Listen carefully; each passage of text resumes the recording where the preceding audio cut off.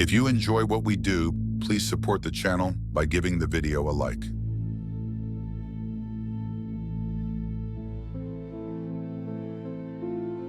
The living room smelled of pumpkin guts and candle wax. Candy wrappers crinkled under the kids' legs as they sprawled on the rug, faces lit by the jagged grin of the jack-o'-lantern on the coffee table. The boy had just finished his story, voice pitched high for drama. "And the call was coming from inside the house," he crowed, triumphant. His sister rolled her eyes. "That's so dumb. Nobody even has landlines anymore." Dad chuckles and lights a cigarette. "Cute. You know what's scarier than a phone call? Knocking on the wrong door." The wife froze in the doorway, a bowl of candy in her hands. "Paul," she said, her tone flat. "Not that story." The boy perked up. "What story?" The girl grinned. "Yeah, tell it." I looked at their mother, saw the warning in her eyes. But the kids were insistent, tugging at my sleeve, and after a long moment I sighed. "All right, but if you can't sleep tonight, don't come crawling into our bed." The room went still. Even the jack-o'-lantern flame seemed to shrink. Paul began his story.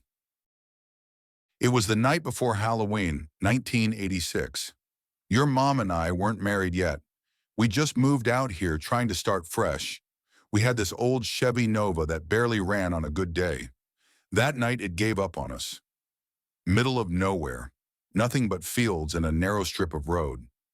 No cell phones back then, just the stars in the dark." I rubbed my chin, remembering. "We walked. Must have been an hour, maybe more. Your mom cried a little. I don't blame her. It felt like we were walking off the edge of the world. Then finally we saw it. A farmhouse, way out past the fields. Porch light buzzing like it hadn't been changed in years. And that was the first good sign we'd had all night. An old couple greeted us at the door. The husband was tall and wiry, suspenders over a plaid shirt. The wife wore a plain dress and an apron smudged with flour. They smiled like they'd been waiting. "Car trouble?" the old man asked, and when I explained, he nodded. "I'll have a look in the morning." Too dark now.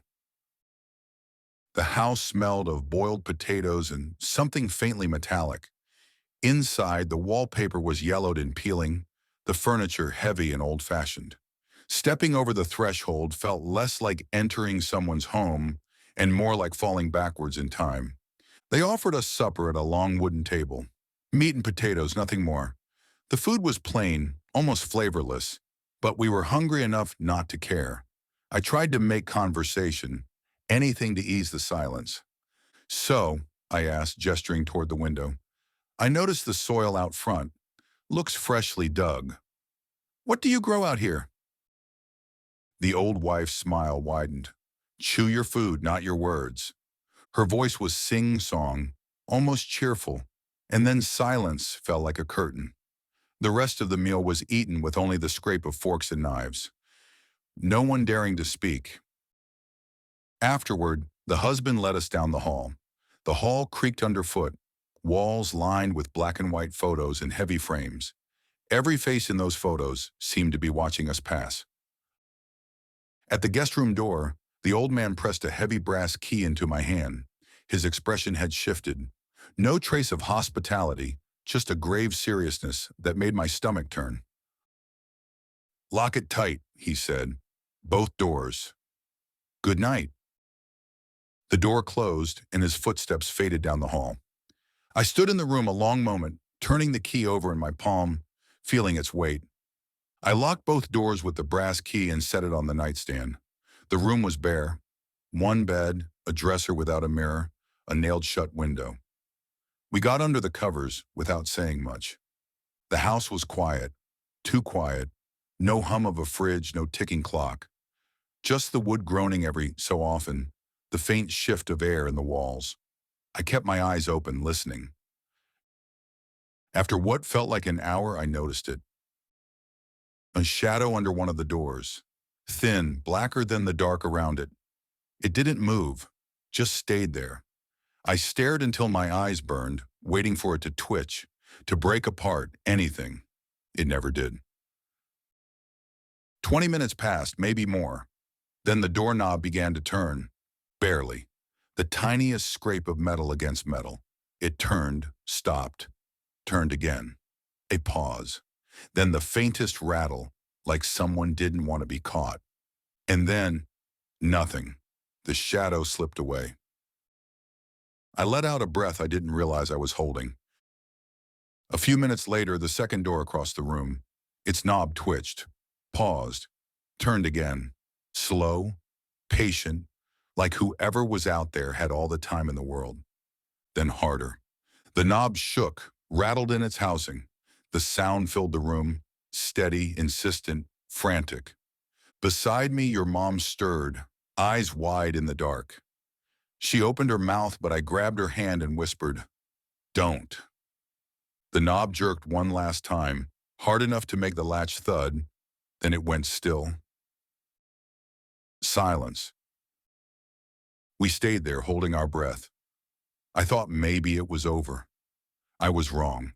From outside came the crunch of gravel, slow, deliberate steps circling the house, then closer, right below the window. We pressed our backs against the wall beneath the sill. Neither of us moved. Moonlight crept across the floor and we saw it, a shadow sliding back and forth, long and stretched. Every time the steps passed, the shape crossed the room. Every few turns it stopped, turned inward, waiting, watching. We stayed like that forever. 30 minutes, maybe more. Time bent. My legs went numb. Her fingers dug into mine. The shadow kept pacing. And then, finally, it drifted off. The steps faded. The moonlight stayed empty. We didn't move again until the first pale light of morning found its way in.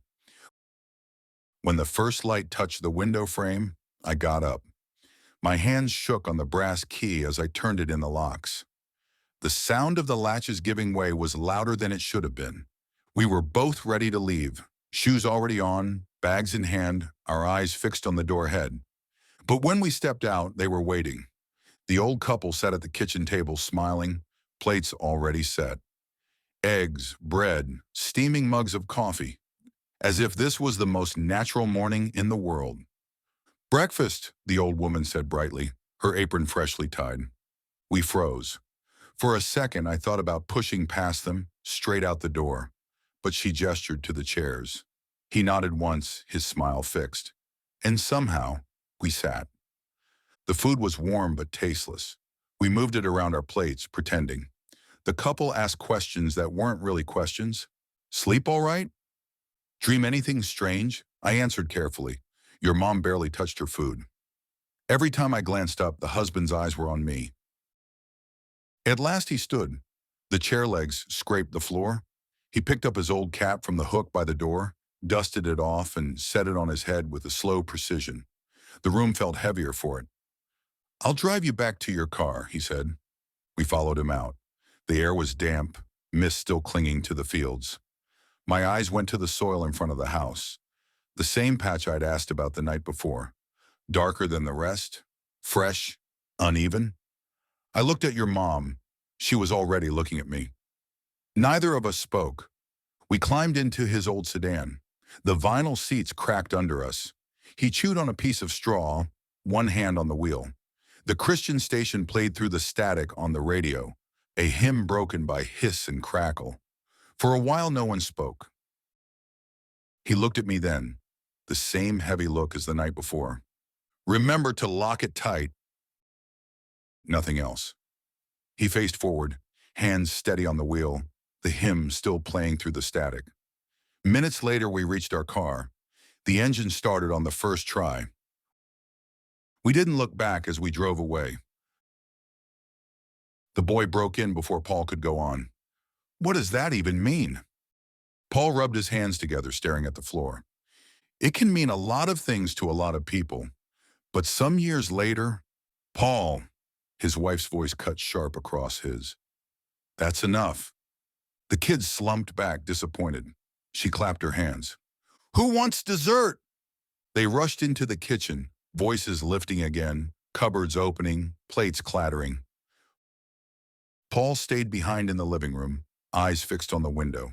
The jack-o'-lantern flickered on the table, its grin a little smaller now as the light outside began to fade. Somewhere in the distance, a dog barked, and the house settled with a low creak.